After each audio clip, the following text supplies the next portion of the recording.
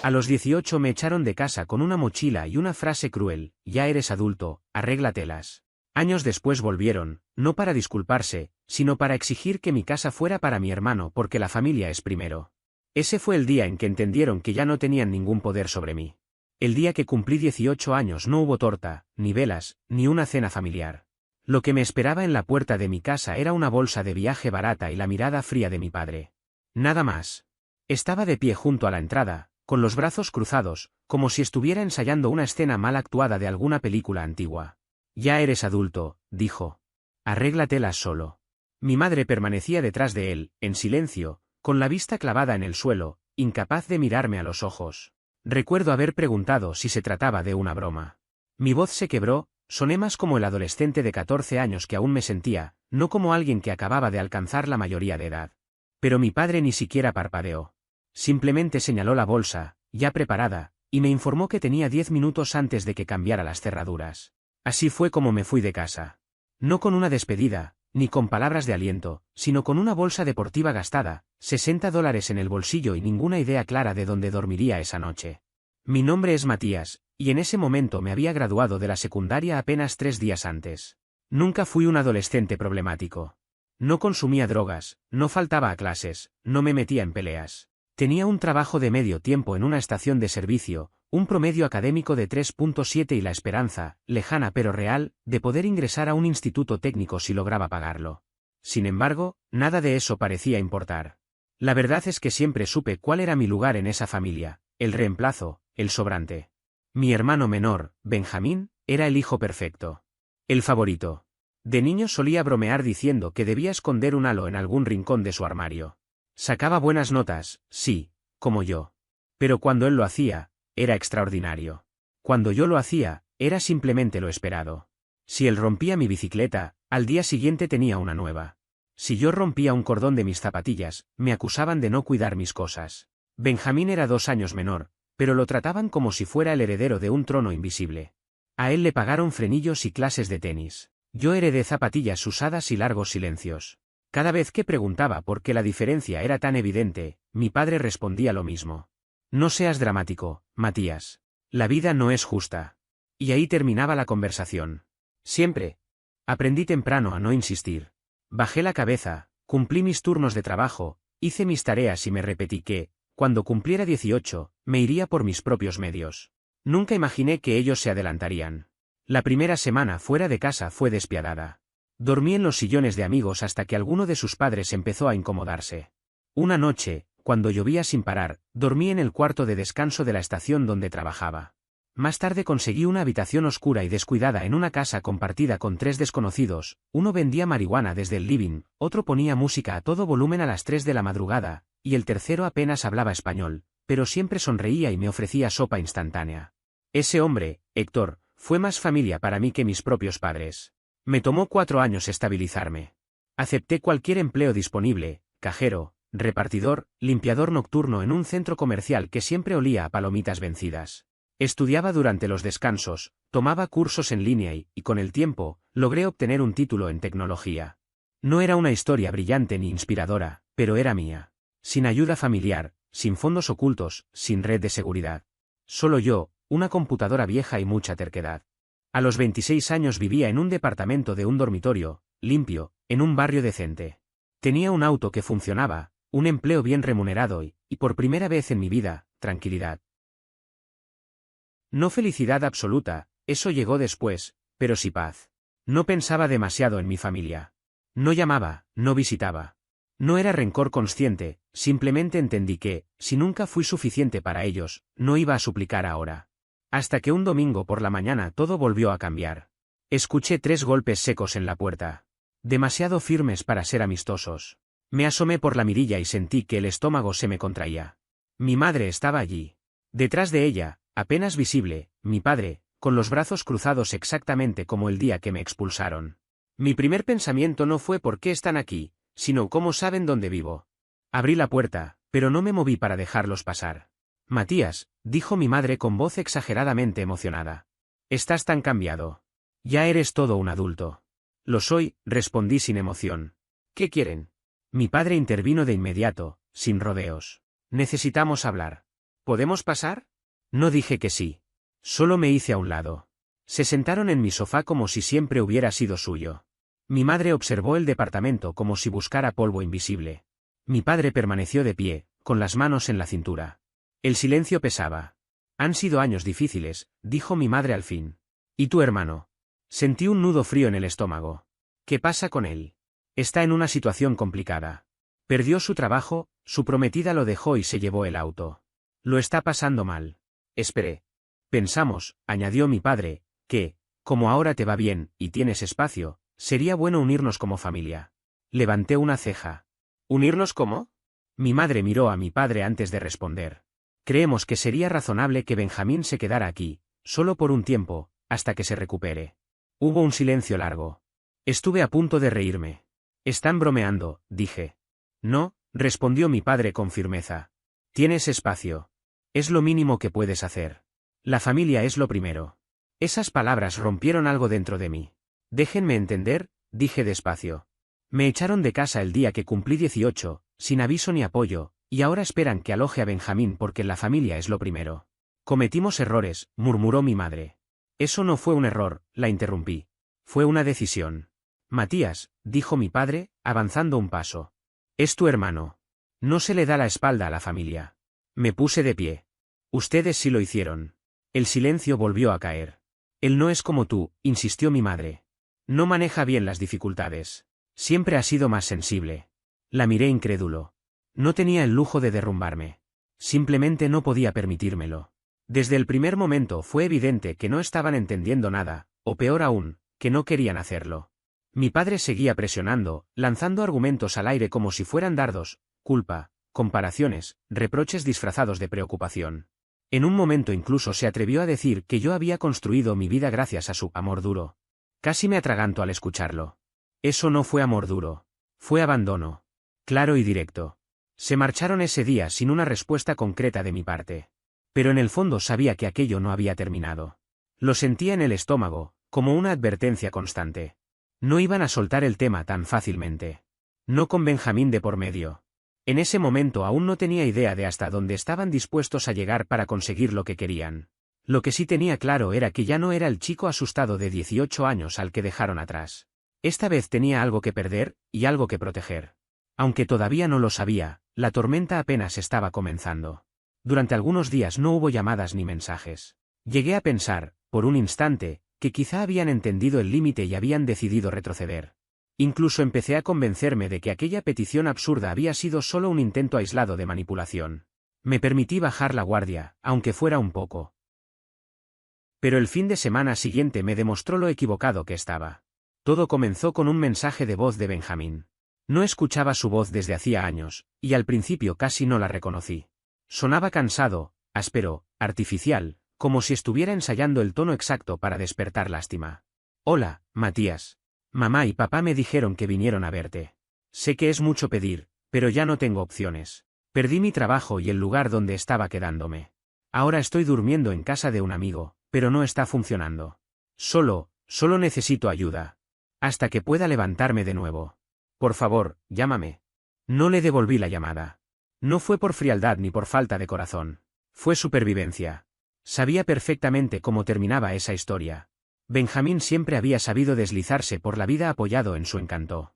Tenía esa forma de mostrarse indefenso, como si fuera una víctima constante de las circunstancias, y la gente, especialmente nuestros padres, corría a rescatarlo. Pero yo no. No esta vez. Yo cargaba con cicatrices que nadie había querido ver. Y no iba a fingir que no existían solo porque él, por fin, estaba enfrentando las consecuencias de sus propias decisiones. Aún así, ese mensaje empezó a carcomerme por dentro. No era culpa lo que sentía, era algo más oscuro, anticipación. Porque si Benjamín había dado ese paso, significaba que mis padres ya habían activado la siguiente fase de su plan. Y no me equivoqué. 3 días después, al volver del trabajo, vi el auto de mi padre estacionado frente a mi edificio. El estómago se me cerró de inmediato. Allí estaba, de pie junto a la entrada, brazos cruzados, la misma postura rígida, el mismo gesto severo de siempre. Cuando me acerqué, no se movió ni un centímetro. Tenemos que hablar, dijo. Ni siquiera lo invité a pasar. Hemos sido pacientes, continuó, hablándome como si yo fuera un niño caprichoso. Pero estás siendo egoísta. Me reí. No pude evitarlo. ¿Egoísta? ¿De verdad crees que esto es egoísmo? Respondí. Tú tienes una vida estable. Benjamín no. ¿No crees que tu hermano merece una oportunidad? Lo que él merezca no tiene nada que ver conmigo, dije con firmeza. Dio un paso hacia adelante. Eres parte de esta familia, te guste o no. Lo miré fijamente. No. Ustedes se encargaron de que no lo fuera. No le gustó escuchar eso. Apreté los labios al ver cómo se tensaba su mandíbula. No era ira lo que había en sus ojos. Era algo peor, derecho. La convicción absoluta de que todo lo que yo había construido le pertenecía de alguna manera. No levantó la voz. Solo dijo: «Te vas a arrepentir». Y se fue. 2 días después comenzaron a llegar los mensajes. Familiares lejanos, primos, personas de las que no sabía nada desde hacía años. Incluso un mensaje en redes sociales de alguien que decía ser amigo de la familia. Todos repetían la misma idea, con distintas palabras: no está bien darle la espalda a la familia, Benjamín está pasando por un mal momento, tú estás bien, podrías ayudar un poco. Un primo incluso escribió: nunca imaginé que el éxito te volviera tan insensible. Era evidente que todo estaba coordinado. Mis padres habían armado su versión de la historia, seguramente una en la que yo vivía rodeado de lujos mientras Benjamín dormía en la calle. La ironía era que mi departamento era bastante modesto. Pero eso no importaba. El relato ya estaba instalado y yo era el villano.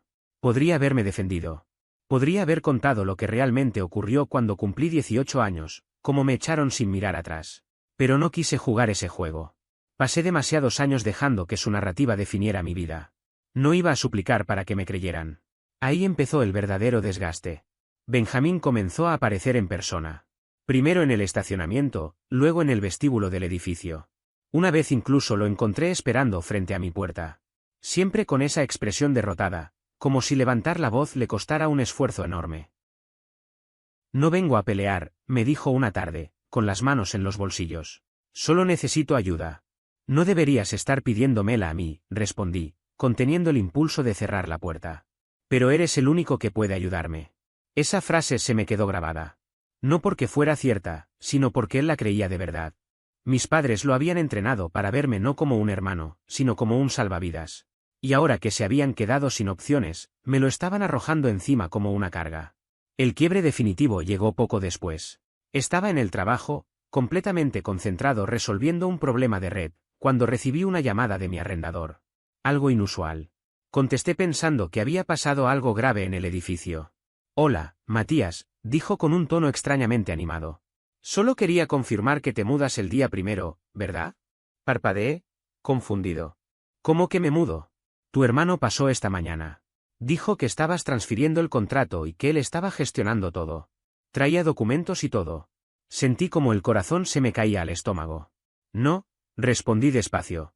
«Yo no me voy a mudar». «Nunca dije eso». Hubo un silencio incómodo. «Ah, él dijo que tú se lo pediste porque estabas trabajando». Y en ese momento entendí algo con absoluta claridad: ya no se trataba solo de presión emocional. Habían cruzado una línea mucho más peligrosa. No podía hablar. Tenía las manos temblando, los dedos rígidos, como si no me respondieran. «No se preocupe», añadió el arrendador con rapidez, intentando tranquilizarme. «Por ahora no ha cambiado nada. Solo quería confirmar, por si acaso». Colgué sin despedirme y regresé a casa casi corriendo, con el corazón golpeándome el pecho. Y ahí estaba. Tal como lo temía. Benjamín me esperaba otra vez frente a mi puerta, apoyado contra la pared, esta vez con una mochila al hombro y esa sonrisa arrogante que ya conocía demasiado bien. «¿Qué demonios hiciste?» Le solté apenas lo vi. Tuvo el descaro de fruncir el ceño, como si no entendiera nada. «¿De qué hablas? ¿Llamaste a mi arrendador diciendo que me mudaba? ¿Estás loco?» Se encogió de hombros, relajado, como si estuviéramos hablando del clima. «Pensé que tarde o temprano ibas a entrar en razón. Solo estaba acelerando las cosas». «¿Acelerando?» Sentí que me faltaba el aire. «Mentiste. Falsificaste mi nombre». «No es falsificación si somos familia», respondió, como si esa frase justificara cualquier cosa. Solo intentaba ayudar. Me quedé mirándolo, completamente atónito. ¿Ayudar a quién? A todos. A ti, a mí, a la familia. Esta situación nos está destruyendo. Cuando yo esté instalado aquí, todo se va a acomodar. Fue en ese instante cuando algo terminó de encajar en mi cabeza. Benjamín no veía nada de lo que estaba haciendo como algo incorrecto. De verdad se percibía como la víctima. Creía, sin ningún pudor, que tenía derecho a mi departamento, a mi estabilidad, a mi vida entera. Y lo más inquietante, ni siquiera me veía como una persona. Yo era solo un escalón más en su camino. Esa noche cerré cada ventana y cada puerta. Le escribí de inmediato al arrendador y le dejé claro que, bajo ninguna circunstancia, nadie podía modificar el contrato excepto yo. A la mañana siguiente cambié las cerraduras. Incluso compré una pequeña cámara de seguridad para colocarla en la entrada. No me importaba parecer paranoico. Necesitaba pruebas si algo más ocurría. Y ocurrió. Una semana después, al volver del trabajo, noté algo extraño en la cerradura. No estaba rota, pero sí rayada, forzada. Revisé la grabación. El estómago se me hundió. Era mi padre. Intentando entrar. Ese fue el punto de quiebre. El momento exacto en el que dejé de esperar que fueran decentes. En el que acepté que no solo eran personas con sentido de derecho exagerado, sino que se habían vuelto peligrosas. Ya no iba a limitarme a defenderme. Iba a prepararme.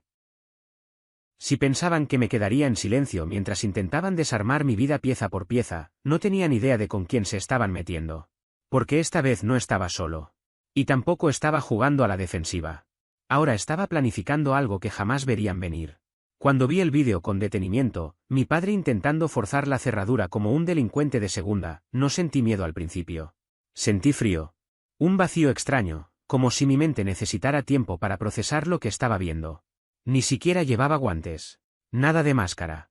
Solo una gorra y una chaqueta que reconocí de mi infancia. Como si hubiera ido al supermercado y, de paso, decidido cometer un delito. La única razón por la que no logró entrar fue porque yo había cambiado la cerradura esa misma mañana. Y entonces lo sentí. ¿Miedo? No porque creyera que me harían daño físico, aunque ya no descartaba nada, sino porque finalmente acepté algo que llevaba años negando desde que cumplí 18, ellos no me amaban. No de verdad. Tal vez amaban la idea de mí. La versión silenciosa, la que no estorbaba, la que no se interponía en el camino de Benjamín.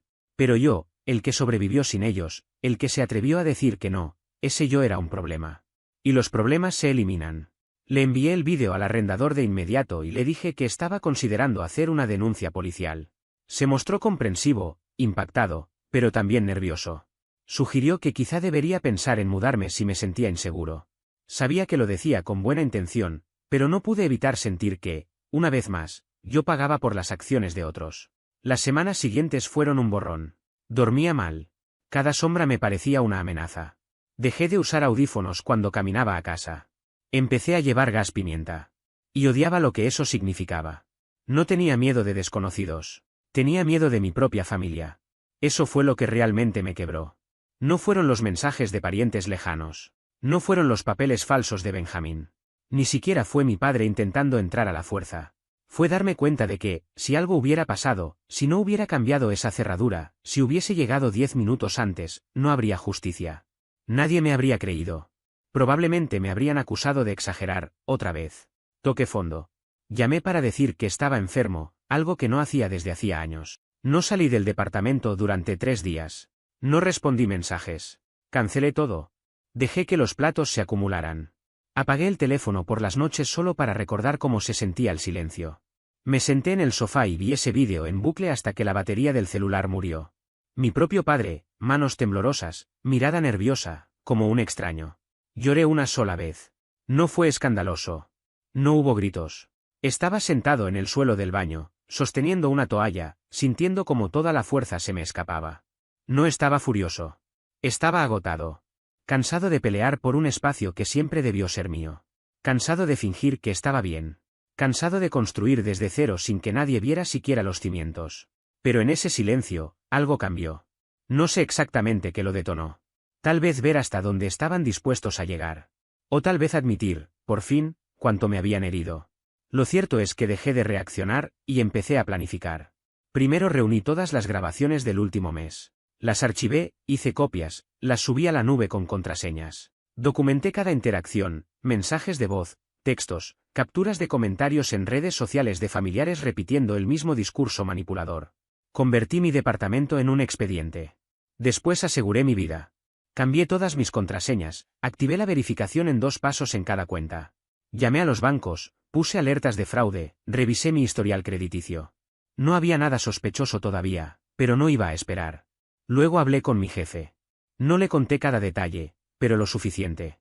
Le dije que atravesaba una situación familiar complicada, que podía haber intentos de contacto o apariciones inesperadas. Para mi sorpresa, fue increíblemente comprensivo. Me dio días libres y ofreció desviar llamadas desconocidas. Resultó curioso comprobar cómo los extraños podían mostrar más empatía que la propia sangre. Usé esos días para reunirme con una abogada. Me la recomendó un conocido. Se llamaba Camila, una mujer tranquila, firme, que escuchó todo sin interrumpir.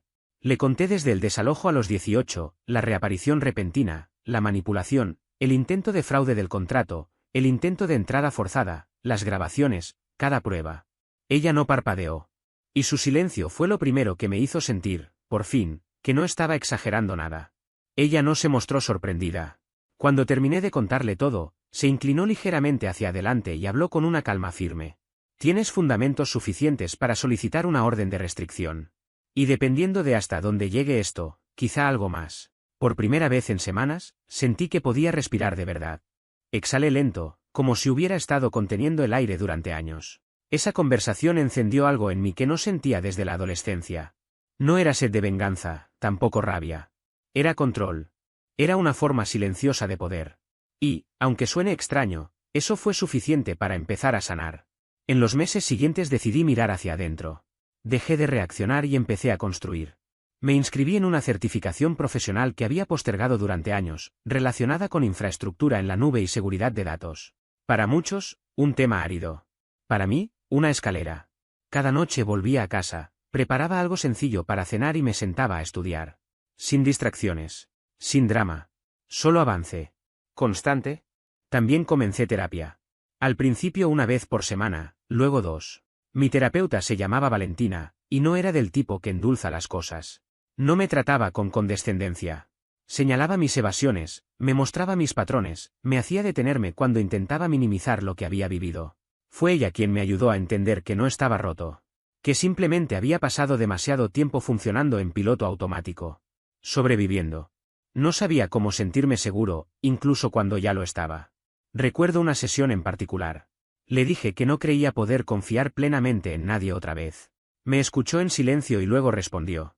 Tal vez no se trata de confiar en todo el mundo. Tal vez se trata de aprender a confiar en ti mismo.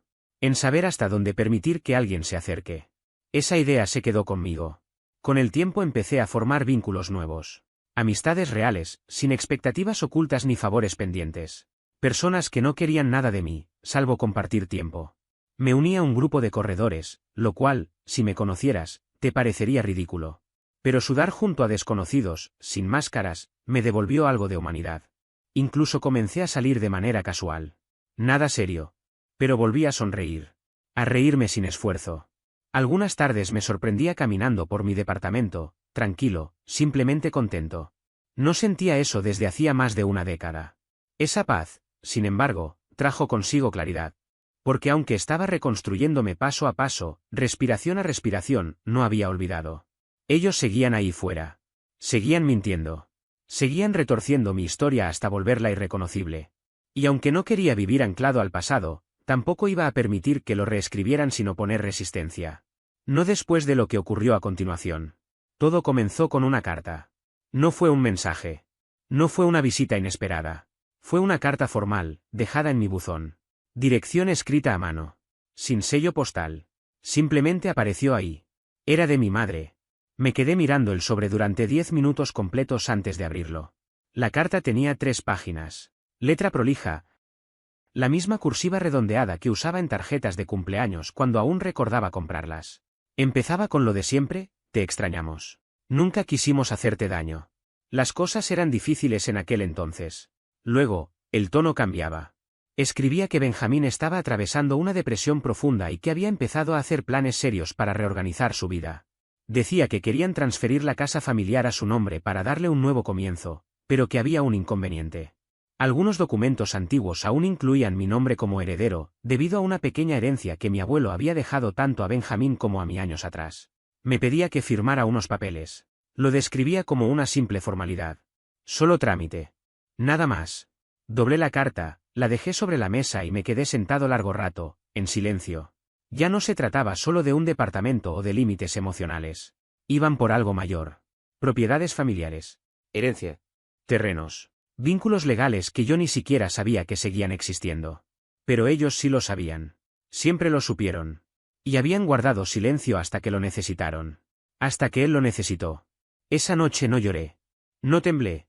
No me sentí roto. Me sentí enfocado. Porque esto ya no era solo sobrevivir. Era poner las cosas en claro, en todos los frentes, legal, financiero y emocional. Y por primera vez en mi vida, iba a escribir mi propio final.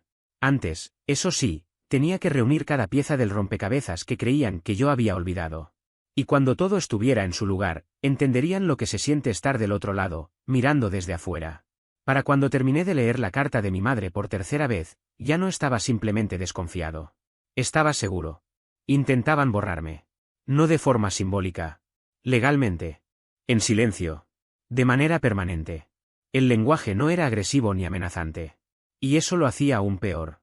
Estaba cuidadosamente pulido, cubierto de esa amabilidad falsa que usaban cuando yo era niño.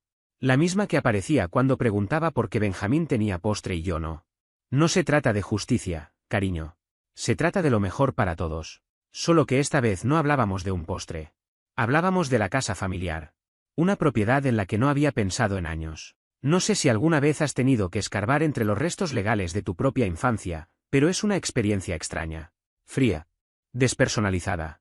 Lo primero que hice fue escribirle a Camila, mi abogada. Le envié una copia de la carta. Su respuesta llegó en menos de una hora. Si te están pidiendo que firmes algo relacionado con el testamento de tu abuelo, no lo hagas. Todavía no. Primero necesitamos revisar los documentos originales y ver qué están intentando modificar. Ahí empezó todo. A la mañana siguiente, Camila solicitó formalmente el expediente completo de la sucesión. Mientras esperábamos, hice lo que mejor sé hacer, documentar. Creé una carpeta digital llamada Operación Limpieza. El humor, en ese momento, me ayudaba a que la rabia no se desbordara. Revisé cada mensaje, cada correo, cada buzón de voz, cada carta. Armé una línea de tiempo detallada. También comencé a escribir una declaración personal, más que nada para ordenar mis ideas. Ese proceso resultó inesperadamente liberador. Al poner todo por escrito, empecé a notar patrones que antes no había visto con claridad. Cada intento de contacto por parte de mi familia tenía un objetivo. Nunca fue cercanía. Nunca fue reconciliación. Siempre fue extracción. Cuando tenía 14 años y pagué las compras porque mi padre había olvidado la billetera, eso terminó convertido en un "nos debes todo lo que hemos hecho por ti". Cuando le presté mi computadora a Benjamín en el colegio, eso se transformó en una historia donde yo era generoso, mientras nuestros padres fingían que había sido un regalo suyo. Incluso ahora, después de una década de silencio, no habían vuelto para pedir perdón. Volvieron con un plan. Y esta vez, yo también tenía uno. 2 días después, Camila me llamó. Lo dijo en voz baja, casi en un susurro, como si alguien pudiera estar escuchando, aunque yo estaba solo en mi departamento y la llamada estaba en altavoz. Cerré la ventana instintivamente, aun sabiendo que no tenía sentido. Algo en su tono me hizo sentir que lo que venía no iba a ser menor. Tengo algo, dijo finalmente. Y es importante. No respondió de inmediato. Dejó que el silencio hiciera su trabajo. Sentí como el estómago se me contraía, como si mi cuerpo supiera la respuesta antes que mi cabeza. ¿La herencia? Pregunté al fin, midiendo cada palabra. Sí, confirmó. Tu abuelo dejó un fideicomiso conjunto. Está dividido en partes iguales, 50 y 50, entre tú y Benjamín. Pero aquí viene el detalle que cambia todo por completo. Me incorporé en el sofá, apoyando los pies en el suelo. El corazón me golpeaba con fuerza, seco, constante. La casa donde viven tus padres nunca fue realmente suya, continuó. Fue comprada bajo ese fideicomiso. Y las instrucciones de tu abuelo fueron explícitas, sin margen para interpretaciones creativas. ¿Qué tipo de instrucciones? Pregunté, ya con la respiración acelerada. Si la propiedad se vende, las ganancias deben dividirse en partes iguales entre ambos herederos. Y si se mantiene, cualquier cambio de titularidad requiere el consentimiento escrito de los dos. No pueden transferirla a Benjamín sin tu autorización expresa. El mundo se detuvo por unos segundos.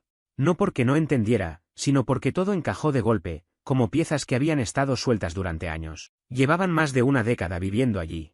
10 años actuando como propietarios absolutos. 10 años tomando decisiones, haciendo reformas, construyendo una narrativa falsa. Eso solo podía significar una cosa, lo sabían. O al menos lo sospechaban. Y durante todo ese tiempo apostaron a que yo jamás lo descubriría. O peor aún, a que cuando llegara el momento sería lo suficientemente dócil como para firmar sin cuestionar nada. Camila siguió hablando con calma profesional, como si estuviera explicando una cláusula más de un contrato cualquiera. Legalmente, estás completamente cubierto. Si lo deseas, podemos bloquear de inmediato cualquier intento de transferencia. Bastaría con una notificación formal. Me pasé la mano por la cara. ¿Eso los alertaría? Sí. Sabrían que conoces la verdad. Negué lentamente, aunque ella no podía verme. No, dije. No todavía. Déjalos pensar que sigo evaluándolo. Quiero que se relajen. Que bajen la guardia. Hubo una pausa. No larga, pero suficiente. Matías, dijo finalmente. ¿Estás planeando algo? Inspiré hondo antes de responder. Estoy planeando asegurarme de que jamás vuelvan a intentar algo así. Ni conmigo ni con nadie más. El proceso no fue rápido. Tampoco impulsivo. Fue calculado. Metódico. Tomó semanas. El primer paso fue información. Solicité registros de impuestos, historiales de escritura, permisos de construcción, remodelaciones, anexos, todo. Cada documento relacionado con el fideicomiso. Camila se ocupó del frente legal, pero yo necesitaba entenderlo todo. No quería depender de resúmenes. Quería conocer cada detalle, cada coma. Cuanto más leía, más difícil se volvía mantener la calma. Habían utilizado vacíos legales, estirado interpretaciones, ignorado cláusulas de copropiedad. Habían vivido, literalmente, de mi herencia mientras se convencían a sí mismos de que era su derecho natural. Incluso los permisos de remodelación más recientes incluían el nombre de Benjamín como beneficiario futuro. No era un descuido.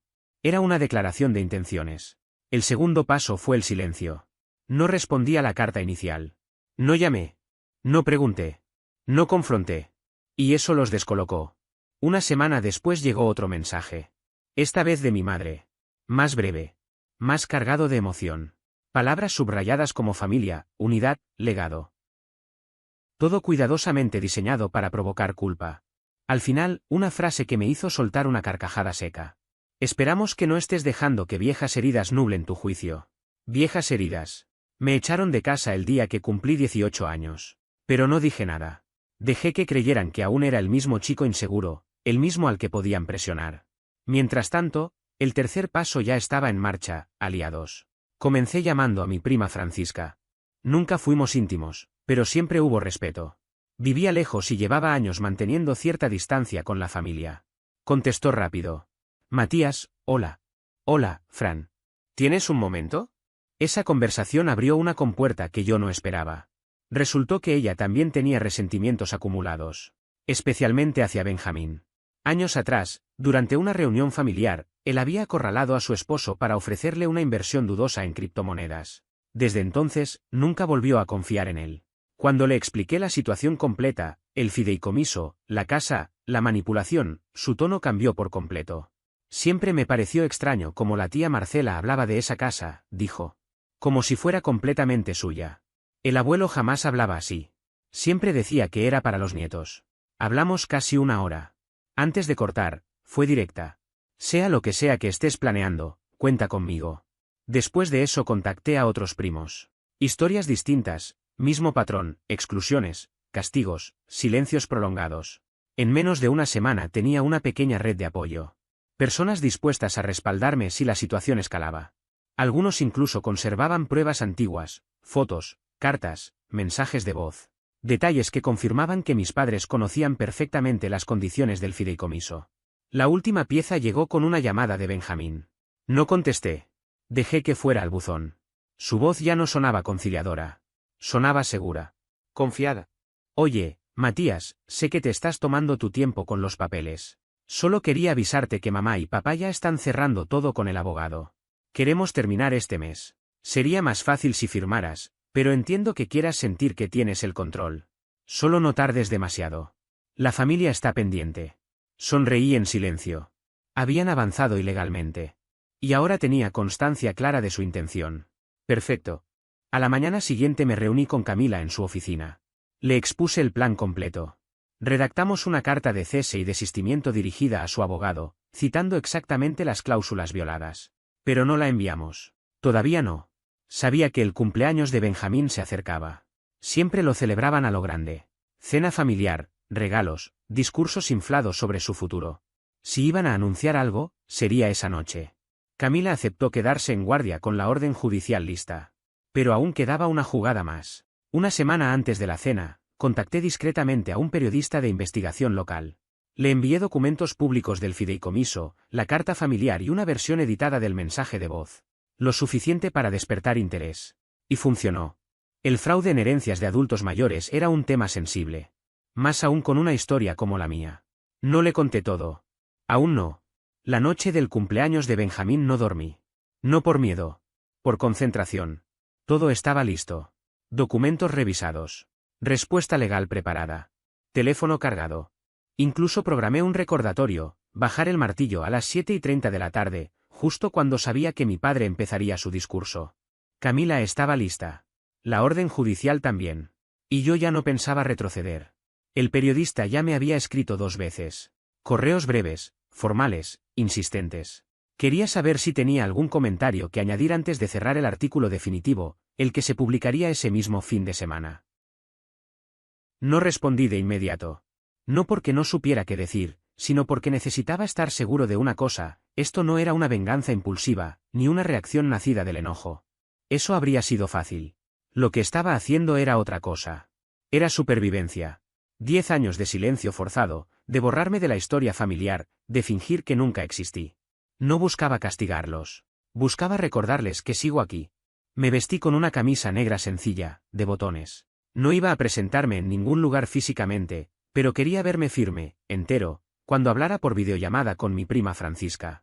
Ella ya estaba en la cena de cumpleaños. Me había contado que la sentaron en uno de los extremos de la mesa, casi como una invitada de compromiso, lejos del centro de atención.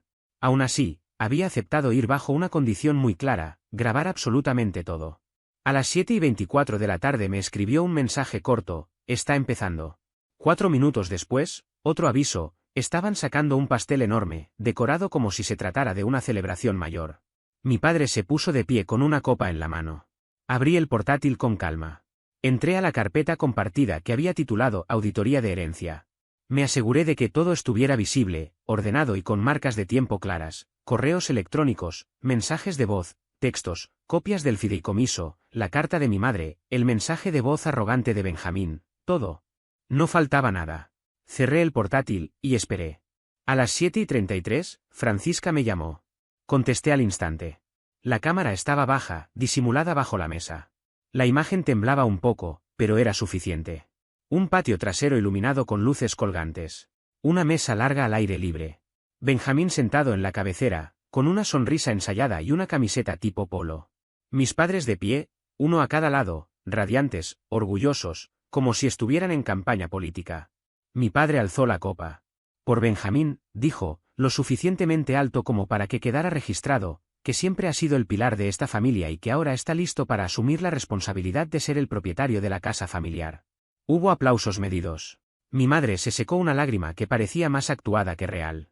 Francisca inclinó lentamente la cámara hacia arriba. Benjamín levantó su copa. Es un honor, dijo. Ha sido un camino largo, y solo puedo agradecer a mamá y papá por confiar en mí para continuar con este legado. Ya empezamos con los trámites, así que es oficial. Sonreí. Asentí para mí mismo. Era el momento. Tomé el teléfono y le escribí a Camila, mi abogada, una sola palabra: ahora. 30 segundos después, la carta de cese y desistimiento llegó a la bandeja de entrada del abogado de ellos, marcada como alta prioridad. Una copia fue enviada al correo compartido de mis padres. Otra, directamente a la oficina del registro del condado, bloqueando cualquier intento de transferencia de título bajo el fideicomiso. El golpe final vino desde otro frente. Abrí por última vez el borrador del artículo del periodista. El titular decía algo muy distinto a lo que ellos esperaban: una disputa familiar invisible salía a la luz, revelando una batalla amarga por una herencia, con acusaciones de engaño y maniobras legales cuestionables. Adjunté mi declaración y presioné enviar. Me borraron el día que cumplí 18 años. Ahora, no volverían a olvidarse de mí. El artículo se publicó 5 minutos después. Supe que lo habían visto casi de inmediato. A las 8:45, mi teléfono empezó a vibrar sin parar. El primer mensaje fue de Francisca: tu mamá acaba de gritar. Tu papá está hablando por teléfono, furioso. Benjamín está pálido. Minutos después, Camila me escribió: el condado confirmó. El título está congelado. Revisión pendiente. Estás protegido. Luego, Silencio absoluto. 2 días completos sin llamadas, sin visitas, sin cartas cargadas de culpa. Nada. Solo cuando el impacto empezó a asentarse, llegó la siguiente fase. El lunes por la mañana, Camila me llamó. «¿Están intentando contraatacar?», me dijo con voz serena.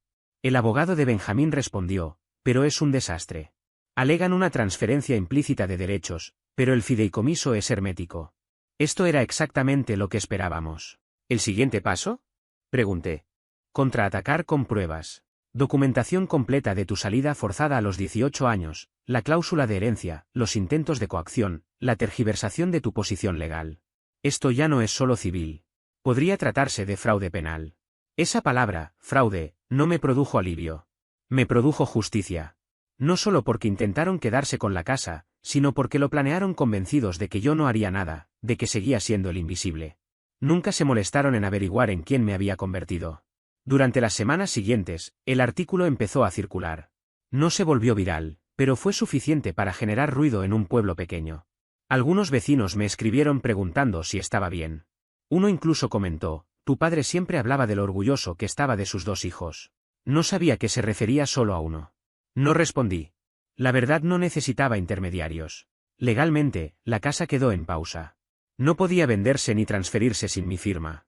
El abogado de ellos retrocedió rápido, especialmente después de que Camila presentara una queja formal ante el Colegio de Abogados por violaciones éticas relacionadas con la tentativa de transferencia sin consentimiento pleno. Pero el verdadero derrumbe fue interno. Francisca me contó que mi tía Teresa confrontó a mis padres en la iglesia, preguntándoles si lo del artículo era cierto, si siempre hubo una razón por la que yo desaparecí de la familia. Que tal vez me debían algo más que silencio. Mi primo Ignacio compartió el artículo en redes sociales con una frase simple y devastadora: «Curioso como algunos olvidan quién ayudó a construir la base cuando ya están decorando la sala». Mis padres intentaron controlar los daños. Mi madre envió un correo largo titulado «Nuestra versión de la historia», lleno de reproches velados y disculpas falsas del tipo «Sentimos que te hayas sentido herido y siempre fuiste muy sensible». Lo reenvié a Camila. Ella solo respondió: «Esto es oro. Guarda todo». Benjamín llamó finalmente. Tardé en contestar. Cuando lo hice, no saludó. «¿Por qué estás haciendo esto?», preguntó. «¿Defender lo que es mío?», respondí. «No estás rompiendo la familia. Yo solo me niego a que me roben». Intentó justificarse. Dijo que yo exageraba, que nunca fue su intención. Lo interrumpí. «Mentiste a mi arrendador. Intentaste quitarme el contrato. Falsificaste documentos. Moviste el fideicomiso a mis espaldas. ¿Cómo lo llamarías tú?». No respondió. «Permitiste que me echaran cuando tenía 18, seguí. Me viste desaparecer y nunca preguntaste si estaba bien. Ahora quieres llamarlo malentendido». «Éramos chicos», dijo. «Yo también. La diferencia es que nadie peleó por mí». Guardó silencio. «Van a perder la casa», murmuró. No dije nada. «¿Te importa siquiera?». Pensé en todas las noches preguntándome qué había hecho mal. En los cumpleaños vacíos, los feriados en silencio, los años perdidos. «No», dije al final. «Me importa que recuerden por qué». Pasaron varias semanas antes de que todo quedara sellado en papel. No hubo celebración ni dramatismo, solo notificaciones formales, documentos oficiales y firmas digitales que marcaron el punto final. El inmueble ingresó en un proceso obligatorio de disposición, tal como lo establecía el fideicomiso original. Mi participación quedó fijada sin ambigüedades, una porción clara del valor total, superior a los $180.000. A ellos se les concedió un plazo limitado para abandonar la propiedad y reorganizar su vida lejos de ese lugar. Camila gestionó cada detalle con precisión quirúrgica.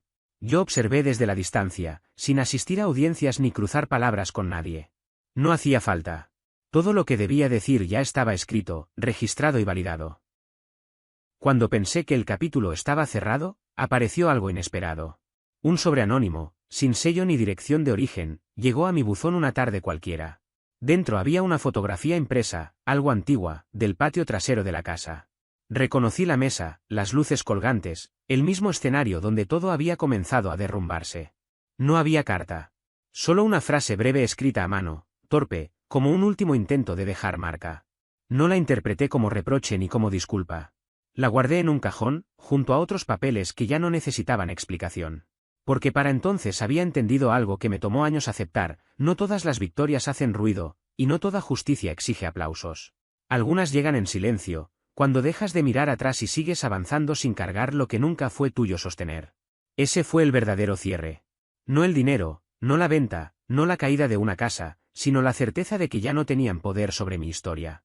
Y con eso, por primera vez, fue suficiente.